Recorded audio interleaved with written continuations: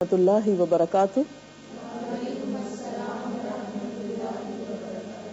نحمده ونصلي على رسوله الكريم اما بعد فاعوذ بالله من الشيطان الرجيم بسم الله الرحمن الرحيم رب اشرح لي صدري ويسر لي امري واحلل عقدة من لساني يفقهوا قولي. ہماری آج کی گفتگو کا موضوع ہے ہم عید کیسے منائیں. الحمدللہ رمضان المبارک اپنے اختتام کو پہنچا، خوشی کا موقع آیا. خوشی کے موقع پر خوشی منانا عین انسانی فطرت ہے اور ہمارا دین اسلام فطرت کے عین مطابق ہے. وہ خوشی کے موقع پر خوش ہونے کا حق دیتا ہے، انسانی ضروریات اور خواہشات کی جائز تکمیل کے ذرائع فراہم کرتا ہے. اسی لیے ہم دیکھتے ہیں کہ عید کے موقع پر نبی اکرم صلی اللہ علیہ وسلم نے خوشی منانے کی اور اس دن کو گزارنے کی بہترین تعلیم دی ہے. نبی صلی اللہ علیہ وسلم جب مدینہ تشریف لائے تو فرمایا تم سال میں 2 دن خوشیاں منایا کرتے تھے، یعنی اسلام سے پہلے.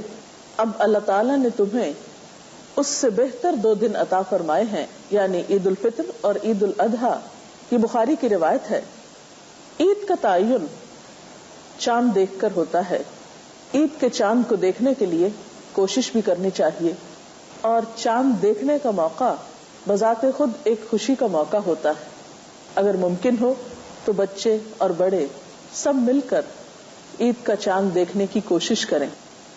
ایک روایت میں آتا ہے کہ آپ نے فرمایا جو دونوں عیدوں کی شب قیام کرے گا نیک نیتی اور اخلاص کے ساتھ، یعنی کچھ نوافل وغیرہ پڑھے گا، تو اس کا دل نہیں مرے گا اس دن جب اور دل مردہ ہو جائیں گے.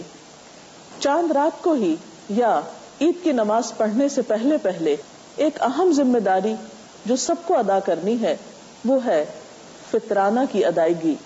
فطرانہ گھر کے تمام افراد کی طرف سے ہوتا ہے. ہر مسلمان، غلام ہو یا آزاد، مرد ہو یا عورت، چھوٹا ہو یا بڑا، روزہ دار ہو یا غیر روزہ دار، صاحب نصاب ہو یا نہ ہو، حتیٰ کہ دودھ پیتا بچہ، اس کی طرف سے بھی صدقہ فطر ادا کیا جائے گا. یہ وہ صدقہ ہے جس میں تمام مسلمان شریک ہوتے ہیں. بہت سے مواقع پر جب صدقہ خیرات کی بات ہوتی ہے تو چند لوگ دیتے ہیں اور چند لوگ لینے والے ہوتے ہیں، لیکن اس صدقہ فطر میں سب کو شریک ہونا ہوتا ہے. حضرت ابن عمر سے روایت ہے کہ رسول اللہ صلی اللہ علیہ وسلم نے صدقہ فطر 1 صاع کھجور یا 1 صاع جو غلام، آزاد، مرد، عورت، چھوٹے بڑے ہر مسلمان پہ فرض کیا، یعنی سب کو ادا کرنے کا حکم دیا. 1 صاع کی مقدار تقریباً 2.5 کلو گرام کے برابر ہوتی ہے. یہ کھجور یا گندم یا دیگر اناج کی شکل میں بھی دیا جا سکتا ہے اور اس کی قیمت بھی ادا کی جا سکتی ہے. عید کا نام سنتے ہی ذہن میں زیب و زینت کا خیال آتا ہے. عید کے دن غسل کرنا، صاف ستھرے کپڑے پہننا.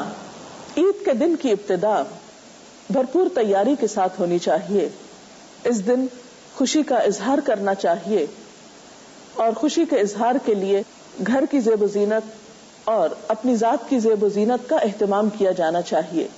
اس کے لیے غسل کرنا، صاف ستھرے یا نئے کپڑے پہننا اور زیب و زینت کا اہتمام کرنا پسندیدہ ہے.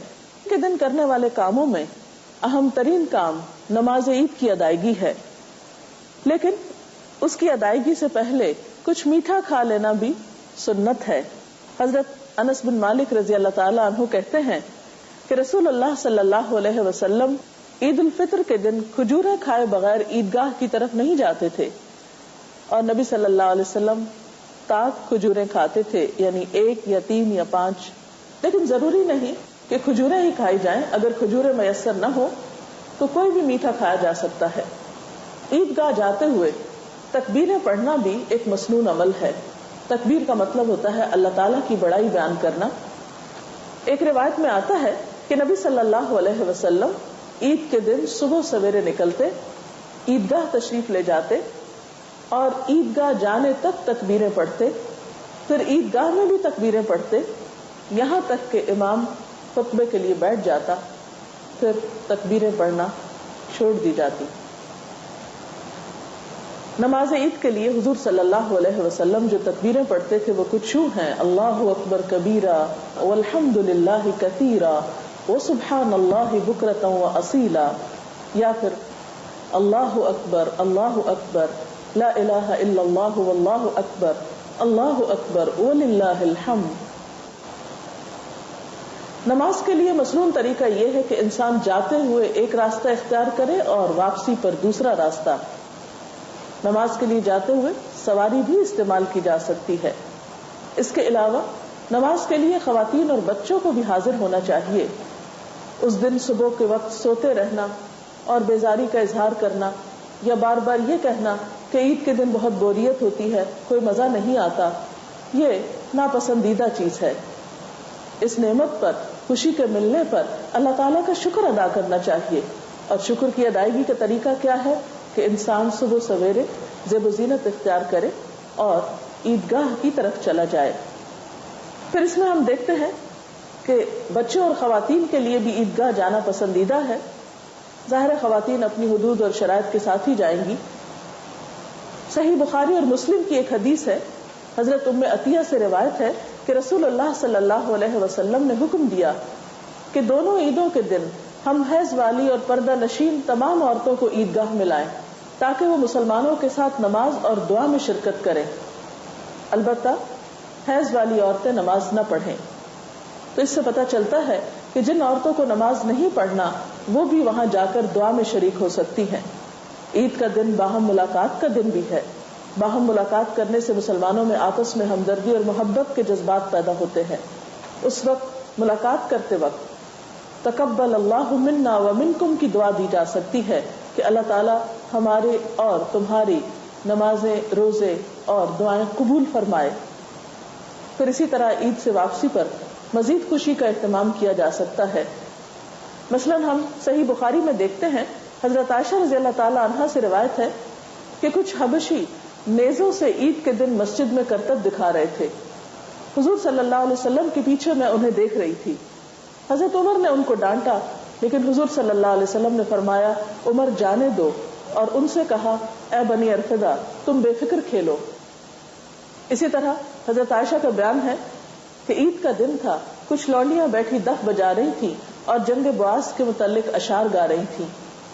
اتنے میں حضرت ابوبکر تشریف لائے اور فرمایا نبی صلی اللہ علیہ وسلم کے گھر میں گانا بجانا؟ نبی صلی اللہ علیہ وسلم نے فرمایا ابوبکر رہنے دو، ہر قوم کے لیے عید کا ایک دن ہوتا ہے اور آج ہماری عید کا دن ہے۔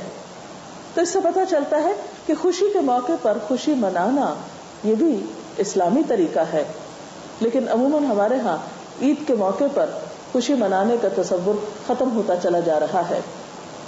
خواتین زیادہ تر کھانا پکانے میں مصروف رہتی ہیں، صبح کے وقت عام طور پر بچے سوئے رہتے ہیں یا پھر رات کو بہت دیر تک جاگتے رہتے ہیں، بازاروں میں گھومتے پھرتے رہتے ہیں، اور اس میں بھی بسا اوقات ایسی حرکات دیکھنے میں آتی ہیں کہ جو پسندیدہ نہیں۔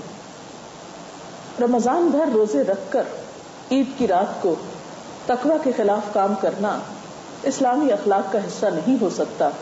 ہمیں ایسی تمام چیزوں سے پرہیز کرنا چاہیے جو اللہ تعالیٰ کو ناپسند ہو، کیونکہ عام طور پر دیکھنے میں آیا ہے کہ بازاروں میں بسا اوقات خواتین کو تنگ کیا جاتا ہے، یا آوازیں کسے جاتے ہیں، یا غیر ضروری طور پر گھوما پھرا جاتا ہے۔ ان چیزوں کا خوشی منانے سے کوئی تعلق نہیں۔ اسلام میں خوشی منانا بھی باوقار طریقے سے ہے۔ پھر اسی طرح بعض اوقات یہ بھی دیکھنے میں آیا ہے کہ خوشی منانے کے لیے ہم جو کپڑے پہنتے ہیں یا زیور پہنتے ہیں تو ان میں کمپٹیشن شروع ہو جاتا ہے، باہم مقابلہ بازی کی کیفیت ہوتی ہے۔ اس وجہ سے بھی خوشی بسا اوقات حسد میں تبدیل ہو جاتی ہے۔ ہمیں اس بات کا تو حق دیا گیا ہے کہ ہم نعمت کا اظہار کریں، اچھا پہنیں، اچھا کھائیں، لیکن اس بات کی اجازت نہیں دی گئی کہ ہم اپنی نعمت کا اظہار اس طرح کریں کہ دوسرے کی تحقیر ہو یا دوسرا تکلیف میں مبتلا ہو، یا صرف اپنی خوشی کا خیال رکھیں اور دوسروں کو بھول جائیں۔ رمضان کے علاوہ اس موقع پر بھی اپنے عزیزوں دوستوں کو یاد رکھنا، ضرورت مند لوگوں کو یاد رکھنا، ان کی ضروریات کا خیال رکھنا، یہ بھی ہمارے فرائض میں شامل ہے۔ حقیقی خوشی تو وہ خوشی ہوتی ہے جس میں سب شریک ہوں، صرف اپنی خوشی کا ہی نہیں دوسروں کی خوشی کا بھی خیال رکھا جائے۔ اللہ کرے کہ آپ سب کی یہ عید حقیقی خوشیوں کی عید ہو اور آپ اس میں خوب خوب انجوائے کریں. وآخر دعوانا ان الحمد للہ رب العالمین.